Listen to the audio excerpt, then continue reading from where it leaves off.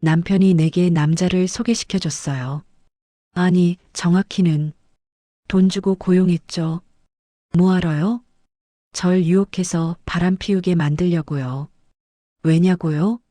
자기는 다른 여자 임신시켜놓고 위자료는 한 푼도 안 주려고요. 카페에서 우연히 만난 줄 알았던 그 남자. 매일 같은 시간, 같은 자리에 앉아있던 것도, 내 취향을 다 아는 것도, 외로운 내게 딱 필요한 말만 하던 것도, 전부 남편이 시킨 대본이었어요. 난 그저 함정에 빠진 거였죠. 근데 여기서 이야기가 끝났을까요?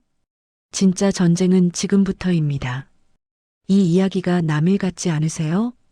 무료로 하는 구독과 좋아요 버튼 눌러주세요. 기가 막힌 이야기 지금 시작합니다. 결혼 6개월 차였어요. 신혼이라고 하기엔 벌써 시들해진 그런 시기였죠. 남편은 맨날 야근이다 회식이다 늦게 들어오고 전 혼자 저녁 먹고 혼자 드라마 보고 그렇게 하루하루를 보내고 있었어요. 어느 날 오후 3시쯤이었을 거예요. 집 근처 카페에 혼자 앉아 있었어요. 요즘 맨날 가는 곳이었죠. 라떼 한 잔 시켜놓고 핸드폰만 들여다보고 있는데 옆자리에서 누가 말을 걸었어요. 혹시 와이파이 비밀번호 아세요? 고개를 들었을 때 처음 본 남자였어요. 40대 후반쯤 돼 보이는 깔끔한 인상의 남자. 정장 재킷을 벗어 옆에 걸쳐놓고 노트북을 펼쳐놓은 모습이 뭔가 전문직 같아 보였어요. 저기 카운터 앞에 붙어 있어요. 아, 감사합니다. 그게 시작이었어요. 그냥 그렇게 끝날 수도 있었던 인사. 근데 이상하게 그 남자, 그날 이후로도 자꾸 그 카페에서 마주쳤어요. 항상 비슷한 시간에 비슷한 자리에 앉아 있더라고요. 3일째 되던 날 남자가 먼저 웃으며 말했어요. 우린 카페 단골 동기네요. 그 말에 저도 피식 웃었죠. 그렇게 자연스럽게 인사하는 사이가 됐어요. 처음엔 그냥 가벼운 눈인사 정도였는데 점점 말이 늘어났어요. 날씨 얘기, 커피 얘기, 그런 시시콜콜한 것들. 일주일쯤 지났을까요? 남자가 제 옆자리로 와서 앉았어요. 혼자 계신 것 같은데. 혹시 괜찮으시면 얘기 좀 나눠도 될까요? 요즘 혼자 있는 시간이 너무 많아서요. 솔직히 말하면 그때 전 너무 외로웠어요. 남편이랑 대화다운 대화를 나눈 게 언제였는지 기억도 안 날 정도였거든요. 그래서 그랬나 봐요. 거절할 이유가 없었어요. 네, 저도 사실 요즘 말 상대가 없어서요. 그 남자 이름은 준호라고 했어요. 건축사무소를 운영한다면서 프로젝트 미팅 전에 이 카페에서 시간 보내는 게 루틴이 됐다고 했죠. 이혼한 지 2년 됐다고, 아이는 전처가 키우고 있다고, 혼자 사는 삶이 생각보다 외롭다고 했어요. 신기하게도 준호는 제 얘기를 정말 잘 들어줬어요. 눈을 똑바로 쳐다보면서 고개를 끄덕이면서 가끔 공감하는 말을 정확하게 해주는 사람.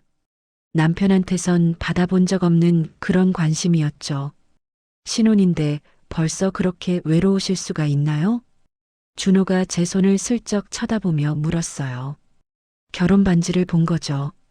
결혼했다고 다 행복한 건 아니잖아요. 그날 전 처음으로 남편 얘기를 꺼냈어요. 결혼 전엔 그렇게 다정하더니 결혼하고 나서 완전히 달라진 것, 집에 돈만 갖다 주면 남편 역할 끝이라고 생각하는 것 같다는 것, 전 그저 밥 해주고 빨래 해주는 사람 취급받는 것 같다는 것. 준호는 조용히 듣더니 한숨을 쉬었어요. 진짜 바보네요. 그 남편분. 이렇게 좋은 분을 곁에 두고도 소중한 줄 모르다니. 그 말 한마디에 가슴이 뭉클해졌어요. 언제 남편한테 그런 말 들어봤나요? 언제 누가 절 소중하다고 말해줬나요? 그날부터 카페 만남이 일상이 됐어요. 거의 매일 오후 3시면 그 자리에서 만났죠. 커피 한 잔씩 시켜놓고 한두 시간씩 얘기를 나눴어요. 준호는 제가 좋아하는 영화 장르도 똑같았고, 음악 취향도 비슷했고, 심지어 좋아하는 음식까지 같았어요. 우리 정말 잘 맞는 것 같아요. 준호가 웃으며 말했을 때, 전 뭔가 이상한 감정을 느꼈어요. 설렘이랄까, 두근거림이랄까, 결혼하고 처음 느끼는 감정이었죠. 아니, 남편한테도 이런 감정을 느껴본 적 있었나 싶을 정도로 강렬했어요. 2주가 지났을 때 준호가 제안했어요. 다음엔 카페 말고 다른 데서 만나는 거 어때요? 맛있는 점심이라도 같이 하면서. 머뭇거렸어요. 그건 뭔가 선을 넘는 것 같았거든요. 근데 준호가 덧붙였어요. 그냥 친구로서요. 전 정말 대화가 통하는 사람이 필요해요. 외로움을 나눌 수 있는. 친구, 맞아요. 우린 그냥 친구였죠. 남편 몰래 만나는 게 찝찝하긴 했지만 뭐 잘못된 건 아니잖아요. 그렇게 스스로를 합리화했어요. 점심을 같이 먹고, 영화를 같이 보고, 산책을 같이 하고, 어느새 준호와 보내는 시간이 남편과 보내는 시간보다 많아졌어요. 남편은 어차피 밤늦게 들어오니까 낮 시간은 온전히 제 시간이었죠. 한 달쯤 됐을 때였어요. 준호가 처음으로 제 손을 잡았어요. 공원 벤치에 앉아 있을 때였죠. 저 솔직히 말해도 될까요? 가슴이 두근거렸어요. 무슨 말을 할지 알 것 같았거든요. 전 당신한테 끌려요. 처음부터 그랬어요. 그 순간 전 손을 빼야 했어요. 일어서서 집에 가야 했어요. 근데 그러지 못했어요. 준호의 눈빛이 너무 진지했고 제 마음도 이미 흔들리고 있었으니까요. 저도 모르겠어요. 요즘 제가 이상해요. 이상한 게 아니에요. 당연한 거예요. 당신은 사랑받을 자격이 있는 사람인데 그걸 못 받고 있으니까요. 그날 밤 집에 혼자 앉아 있는데 머릿속이 복잡했어요. 전 지금 뭘 하고 있는 걸까? 이건 바람 피우는 거 아닌가? 근데 동시에 이렇게 설레는 감정을 느끼는 게 정말 오랜만이었어요. 핸드폰이 울렸어요. 준호한테서 온 문자였죠. 오늘 정말 행복했어요. 내일도 만날 수 있을까요? 손가락이 저절로 움직였어요. 네, 만나요. 그렇게 전 조금씩 그 계획된 유혹에 빠져들고 있었어요. 그게 함정인 줄도 모른 채 준호와의 만남이 2달째 접어들었을 때였어요. 어느 날 저녁 남편이 평소보다 일찍 들어왔어요. 현관문을 여는 소리가 들렸을 때 가슴이 철렁했죠. 왜냐하면 그날 오후에도 준호를 만났거든요. 남편은 거실 소파에 앉더니 저를 빤히 쳐다봤어요. 평소와 다른 눈빛이었죠. 뭔가 알고 있다는 듯한 그런 차갑고 날카로운 시선. 앉아! 그 한마디에 다리에 힘이 풀렸어요.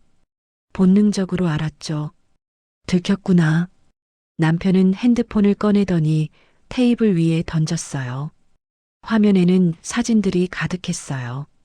카페에서 준호랑 마주 앉아 웃고 있는 제 모습, 공원 벤치에서 손잡고 있는 모습, 식당에서 마주보고 밥 먹는 모습, 모든 게 다 찍혀 있었어요. 이게 뭐야? 목소리는 조용했지만 무서웠어요. 전 아무 말도 못했죠. 변명할 말이 떠오르지 않았어요. 한 달 넘게 지켜봤어. 처음엔 설마 했지. 우리 아내가 그럴 리 없다고. 근데 보니까 진짜 하고 있더라고. 남편은 사진을 하나하나 넘기면서 날짜와 시간까지 읊었어요. 언제 어디서 만났는지, 몇 시간 동안 함께 있었는지 전부 기록돼 있었어요. 심지어 준호가 제 손을 잡았던 그날, 제가 손을 빼지 않았던 그 순간까지 선명하게 찍혀 있었죠. 미안해. 나도 어쩌다 보니 그 말밖에 안 나왔어요. 핑계 같지도 않은 핑계. 근데 남편은 오히려 웃었어요. 비웃는 것처럼. 어쩌다 보니 한 달 넘게 매일같이 만났는데 손잡고 데이트하면서 가슴이 찢어지는 것 같았어요. 제가 뭘 한 건지 그제야 실감이 났죠. 전 남의 남편이 되어버렸어요. 결혼한 지 겨우 8개월 만에. 남편은 그날 밤 집을 나갔어요. 친구 집에서 자겠다면서 전 밤새 울었어요. 후회와 죄책감에 잠도 못 잤죠. 준호한테 연락이 왔지만 답장하지 않았어요. 이제 와서 뭘 어떻게 해야 할지 몰랐어요. 3일 후 남편이 집으로 돌아왔어요. 그리고 서류 한 뭉치를 내밀었죠. 이혼해! 협의 이혼 신청서였어요. 이미 남편 쪽은 다 작성돼 있었고 제 서명란만 비어 있었어요. 나 정말 잘못했어. 다시는 안 그럴게. 기회를 한 번만. 남편은 고개를 저었어요. 기회! 한 달 넘게 기회였어. 매일 집 나갈 때마다, 그 남자 만나러 갈 때마다 내가 스스로 선택한 거야. 맞는 말이었어요. 전 반박할 수 없었죠. 위자료는? 떨리는 목소리로 물었어요. 제가 잘못한 건 맞지만 결혼할 때 남편 집에서 받은 예물도 있고 제 친정에서 보탠 살림살이도 있었거든요. 남편이 다시 핸드폰을 꺼내 들었어요. 위자료? 내가 유책 배우자가 위자료를 받겠다고? 유책 배우자. 그 단어가 귓전을 때렸어요. 법적으로 봐도 넌 바람핀 쪽이야. 증거도 다 있고 내가 위자료 청구해도 되는데 조용히 갈라서 자는 게 어디야? 그 말에 할 말을 잃었어요. 남편 말이 맞았어요. 제가 먼저 외도를 했으니까 법적으로도 제가 잘못한 거니까. 그리고 말이야. 남편이 한숨을 쉬더니 창밖을 바라봤어요. 사실 나도 지쳤어. 이 결혼 생활. 너도 느꼈잖아. 우리 안 맞아. 그 순간 뭔가 이상했어요. 남편이 너무 침착했거든요. 아내가 바람 폈는데 화도 안 내고 소리도 안 지르고 그냥 차분하게 이혼 서류만 내미는 게 자연스럽지 않았죠. 근데 그때는 그런 생각할 여유가 없었어요. 죄책감에 눌려서 숨도 제대로 못 쉴 만큼 괴로워서 그저 이 상황에서 벗어나고 싶었어요. 알았어. 서명할게. 손이 떨렸어요. 볼펜을 잡고 제 이름을 쓰는데 눈물이 서류에 떨어졌죠. 인생에서 가장 무거운 사인이었어요. 남편은 서류를 받아들고 바로 나갔어요. 마지막 인사도 없이. 전 그 자리에 주저앉아 한참을 울었어요. 그날 밤 준호한테 전화가 왔어요. 괜찮으세요? 며칠째 연락이 없어서. 이혼했어요. 당신 때문에. 전화기 너머로 침묵이 흘렀어요. 그리고 준호가 말했죠. 미안해요. 이렇게 될 줄 몰랐어요. 이제 우리 떳떳하게 만날 수 있는 거 아니에요? 그 말에 준호가 또 침묵했어요. 왠지 모를 불안감이 스쳤죠. 그게 저도 생각 좀 해봐야 할 것 같아요. 이렇게 시작된 관계가 좋은 결말을 맺을 수 있을지. 가슴이 무너졌어요. 이게 뭐지? 전 이 사람 때문에 결혼 생활을 망쳤는데 이제 와서 생각해봐야 한다니. 잠깐만요. 무슨 소리예요? 당신이 그렇게 날 좋아한다고. 좋아하긴 해요. 근데 이건 너무 무거운 것 같아요. 미안해요. 전화가 끊겼어요. 그리고 그 뒤로 준호는 연락이 안 됐어요. 카페에도 나타나지 않았고 전화도 받지 않았어요. 문자도 익십이었죠. 전 모든 걸 잃었어요. 남편도 준호도 체면도 명예도. 친정에는 어떻게 말해야 할지 막막했고 친구들 얼굴도 볼 수 없었어요. 혼자 남은 신혼집에서 전 하루하루를 눈물로 보냈죠. 그렇게 2주가 지났어요. 이혼 신고도 접수됐고 이제 정말 남남이 되는 거였어요. 제 인생 최악의 순간이었죠. 그런데 그날 밤 예상치 못한 방문객이 찾아왔어요. 인터폰을 누르는 소리에 문을 열었는데 술 냄새를 풍기며 비틀거리는 남자가 서 있었어요. 준호였어요. 그런데 그의 얼굴에는 제가 한 번도 본 적 없는 표정이 있었죠. 절망과 분노가 뒤섞인 그런 표정. 들어가도 될까요? 할 말이 있어요. 그날 밤 전 진실을 마주하게 됐어요. 상상도 못했던 끔찍한 진실을. 준호를 거실로 들였어요. 술에 취한 모습이 처음 봤을 때와는 완전히 달랐죠. 그렇게 깔끔하고 정돈됐던 사람이 이제는 머리는 헝클어지고 와이셔츠는 구겨진 채 소파에 털썩 주저앉았어요.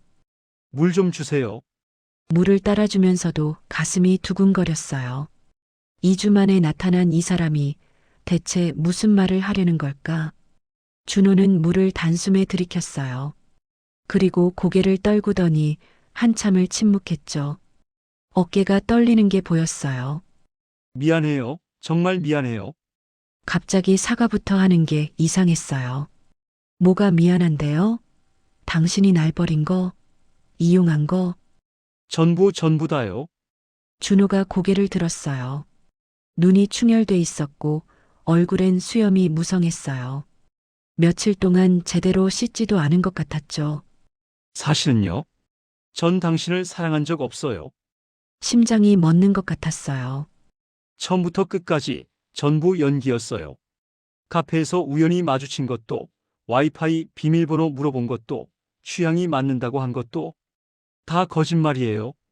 이게 무슨 소리인지 이해가 안 됐어요. 연기, 거짓말, 당신 남편이요. 저한테 돈을 주고 부탁했어요. 당신한테 접근해서 흔들리게 만들라고. 그 순간 세상이 무너지는 것 같았어요. 무슨 소리를 하는 거지? 남편 회사 후배예요. 경제적으로 어려운 거 알고 500만 원 주겠다고 했어요. 당신한테 접근해서 증거 사진 찍히게 만들면요. 다리에 힘이 풀려서 바닥에 주저앉았어요. 왜 그런 짓을? 당신 남편 다른 여자 있어요. 벌써 1년 넘게 사귀고 있고 같이 살림 차릴 준비까지 다 끝난 상태였어요. 머리가 하얘졌어요. 남편이 다른 여자가 있다고? 그럼 제가 외로워했던 그 시간에 남편은 다른 여자랑. 근데 이혼하면 위자료 줘야 하잖아요. 게다가 신혼인데 남편이 먼저 바람 피워서 이혼하면 주변에서도 욕먹고. 그래서 꼼수를 낸 거예요. 꼼수? 당신을 먼저 바람 피우게 만드는 거요. 그럼 유책 배우자는 당신이 되고 남편은 깨끗하게 이혼할 수 있잖아요. 위자료도 안 주고. 온몸이 떨렸어요.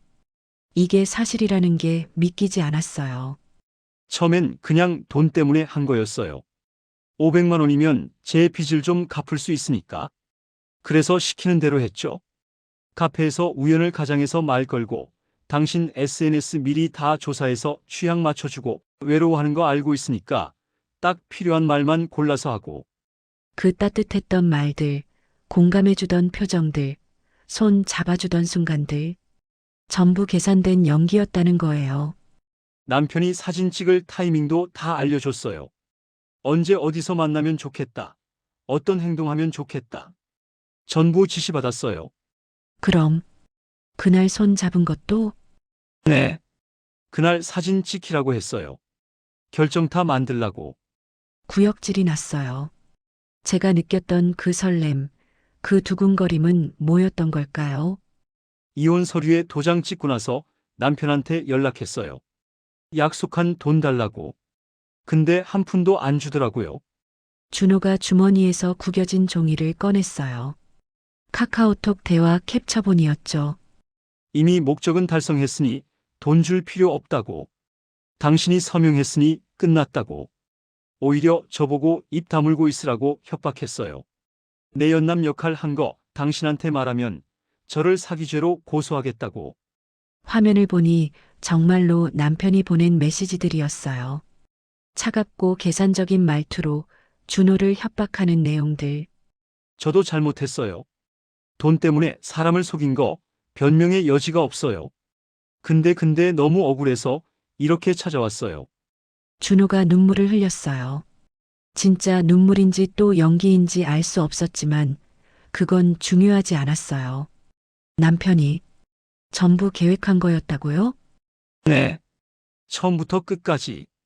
당신이 외로워할 거라는 것도, 관심 주면 흔들릴 거라는 것도, 전부 계산하고 시작한 거예요. 그 순간 모든 게 이해됐어요. 남편이 왜 그렇게 침착했는지, 왜 화도 안 냈는지, 왜 바로 이혼 서류를 준비했는지 다 알고 있었으니까요. 아니, 직접 만든 시나리오였으니까. 증거 있어요? 남편이랑 당신이 주고받은 대화 같은 거? 있어요. 전부 캡처해뒀어요. 처음엔 나중에 돈 안 주면 협박용으로 쓰려고 했는데 준호가 핸드폰을 꺼냈어요. 거기엔 남편과의 카톡 대화, 계좌이체 약속, 계획을 짜는 과정, 사진 찍는 타이밍 지시하는 내용들이 전부 있었어요. 이거 제가 가져도 돼요? 네. 어차피 저는 돈도 못 받았고 이 일로 양심의 가책에 며칠째 잠도 못 자고 있어요. 당신한테 진실을 말하는 게 최소한의 양심이라고 생각했어요. 준호는 모든 파일을 제 핸드폰으로 전송해줬어요. 그리고 일어서려다 다시 주저앉았죠. 정말 미안해요. 당신은 나쁜 사람이 아니었어요. 그냥 외로웠던 거잖아요. 그걸 이용한 우리가 쓰레기예요. 준호가 문을 나섰어요. 비틀거리는 뒷모습이 처량해 보였죠. 근데 동정심은 들지 않았어요. 그 사람도 공범이었으니까. 혼자 남은 거실에서 전 핸드폰을 들여다봤어요. 남편과 준호가 주고받은 메시지들, 저를 무너뜨리기 위한 치밀한 계획들, 전부 읽으면서 온몸이 부들부들 떨렸어요. 분노였어요. 슬픔이 아니라 배신감이 아니라 순수한 분노. 어떻게 사람이 이럴 수 있지? 어떻게 결혼한 아내를 이렇게까지 속일 수 있지? 그날 밤 잠도 못 자고 생각했어요. 지금이라도 뭔가 할 수 있는 게 있을까? 이혼 서류는 이미 접수됐고 전 유책 배우자로 낙인 찍혔는데 새벽 5시쯤 결심했어요. 이대로 당할 수는 없다고. 이건 정당한 이혼이 아니라 사기고 음모라고. 반드시 진실을 밝히겠다고. 다음 날 아침 제일 먼저 변호사 사무실을 찾아갔어요. 인터넷으로 검색해서 이혼 전문 변호사를 찾았죠. 나이 지긋한 여자 변호사였는데 제 사연을 듣더니 한숨을 쉬었어요. 이런 경우 처음 봅니다. 남편이 의도적으로 부인을 유책 배우자로 만든 케이스네요. 준호한테서 받은 증거들을 다 보여드렸어요. 카톡 대화, 계좌 약속 내용, 사진 찍는 타이밍 지시한 메시지들. 이 정도면 충분히 싸워볼 만합니다. 사기에 의한 이혼, 허위 사실로 작성된 협의 이혼이니 무효화할 수 있어요. 변호사님은 바로 이혼 취소 소송 준비에 들어갔어요. 일단 이혼 신고가 접수된 상태지만 법원에 취소 청구를 하면 절차가 중단된다고 했죠. 근데 한 가지 더 알아봐야 할 게 있어요. 남편분이 왜 이렇게까지 했는지. 다른 여자가 있다고 했죠? 맞아요. 준호가 그렇게 말했어요. 남편에게 1년 넘게 사귄 여자가 있다고. 지금부터는 탐정이 필요합니다. 남편분의 외도 증거를 확보해야 해요. 변호사 사무실에서 연결해준 사설 탐정을 만났어요. 40대 남자였는데 이런 사건을 수도 없이 다뤘다고 했죠. 남편분 직장, 주소, 차량 정보 주시면 일주일 안에 결과 나올 겁니다. 일주일. 그 시간이 1년처럼 길게 느껴졌어요. 매일매일이 지옥 같았죠. 남편한테는 아직 아무 말도 하지 않았어요. 증거를 완벽하게 모을 때까지는 들키면 안 됐으니까요. 5일째 되던 날 탐정한테서 연락이 왔어요. 찾았습니다. 오늘 저녁 6시에 사무실로 오세요. 탐정 사무실에 도착했을 때 책상 위에는 두꺼운 파일이 놓여 있었어요. 사진들, 동영상 파일들, 신용카드 명세서 복사본들. 남편분 1년 3개월 전부터 회사 동료 여직원과 부적절한 관계를 유지해 왔습니다. 첫 번째 사진을 봤어요. 남편이 젊은 여자와 손잡고 걷는 모습. 그 여자 제가 아는 사람이었어요. 남편 회사 신입사원 환영회 때 봤던 얼굴. 이름은 김서연, 28살입니다. 남편분보다 12살 어리죠. 다음 사진들은 더 충격적이었어요. 모텔 출입하는 모습, 백화점에서 쇼핑하는 모습, 고급 레스토랑에서 식사하는 모습, 전부 제가 남편 야근한다고 믿고 있던 시간들이었어요. 더 있습니다. 탐정이 보여준 건 오피스텔 계약서 사본이었어요. 계약자는 남편, 날짜는 3개월 전. 남편분이 이 여자 명의로 오피스텔을 얻어줬어요. 강남 쪽 신축 건물이고 월세가 200만 원입니다. 200만 원. 우리 신혼집 월세가 80만 원인데 그 여자 집은 200만 원짜리를 얻어줬다고요? 신용카드 내역 보시면 지난 1년 동안 이 여자한테 쓴 돈이 대략 5천만 원 정도 됩니다. 명품 가방, 보석, 고급 식사, 해외여행까지. 눈앞이 캄캄해졌어요. 5천만 원. 그 돈이면 우리 신혼집 전세금 보탤 수 있었는데, 그 돈이면 제가 원하던 가구들 살 수 있었는데, 이 여자 임신했습니다. 뭐라고요? 병원 진료 기록 확인했어요. 임신 8주차. 남편분이 병원비 카드로 결제했더라고요. 세상이 무너지는 것 같았어요. 임신? 남편이 그 여자애를 가졌다고? 그래서 남편분이 급하게 이혼을 추진한 겁니다. 아이가 태어나기 전에 정리하고 그 여자랑 재혼하려는 계획이었던 거죠. 모든 게 맞아떨어졌어요.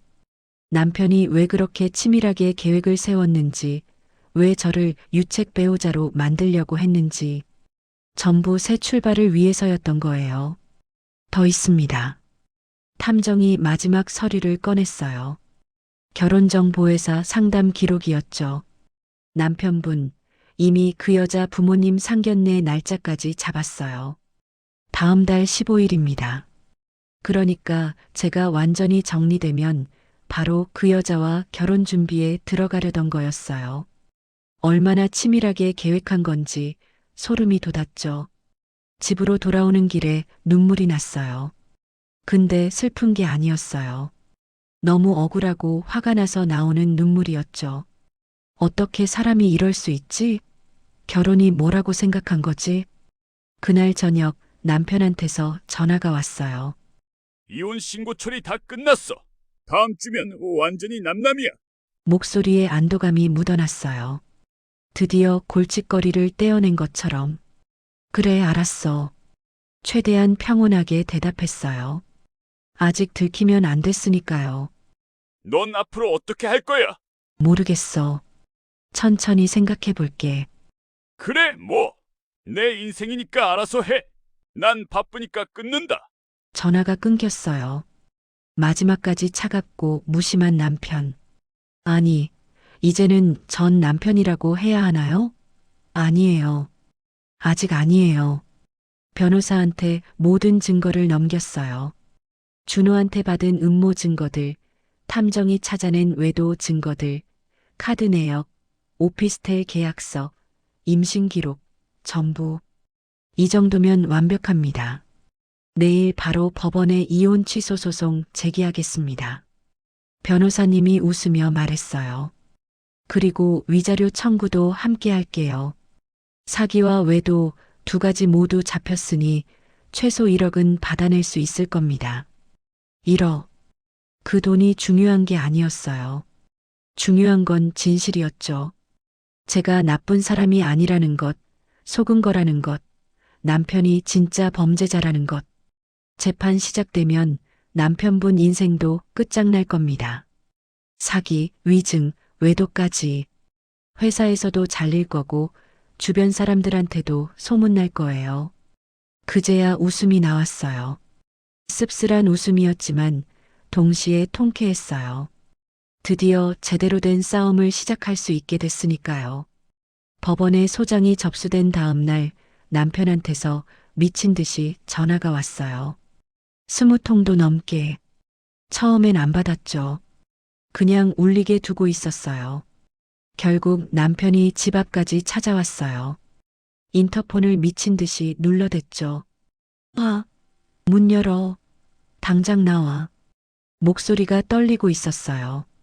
처음 듣는 당황한 목소리였죠. 항상 침착했던 남편이 드디어 멘붕이 온 거예요. 문을 열어줬어요. 남편이 거칠게 들어오더니 제 팔을 잡았어요. 이게 무슨 짓이야? 소송, 이혼 취소. 손 놔요. 아프잖아요. 대체 무슨 생각으로 이런 짓을? 처음으로 소리를 지르는 남편. 얼굴이 새빨개져서는 눈이 뒤집힌 것 같았어요. 당신이 한 짓 알아요. 전부 다. 뭘 안다는 거야? 준호. 당신 후배. 당신이 돈 주고 고용해서 날 유혹하게 만든 거. 남편의 얼굴이 하얗게 질렸어요. 그리고 김서연. 당신 애인. 지금 임신 8주 차인 그 여자. 전부 알아요. 이게 어떻게? 처음 보는 남편의 모습이었어요. 완전히 당황해서 말도 제대로 못하는 모습. 증거도 전부 있어요. 준호랑 주고받은 메시지, 당신이 그 여자한테 쓴 돈, 오피스텔 계약서, 병원 기록 다. 남편이 소파에 주저앉았어요. 손으로 얼굴을 감싸주더니 한참을 그대로 있었죠. 왜 그렇게까지 했어요? 제 목소리가 떨렸어요. 화가 나면서도 동시에 슬펐거든요.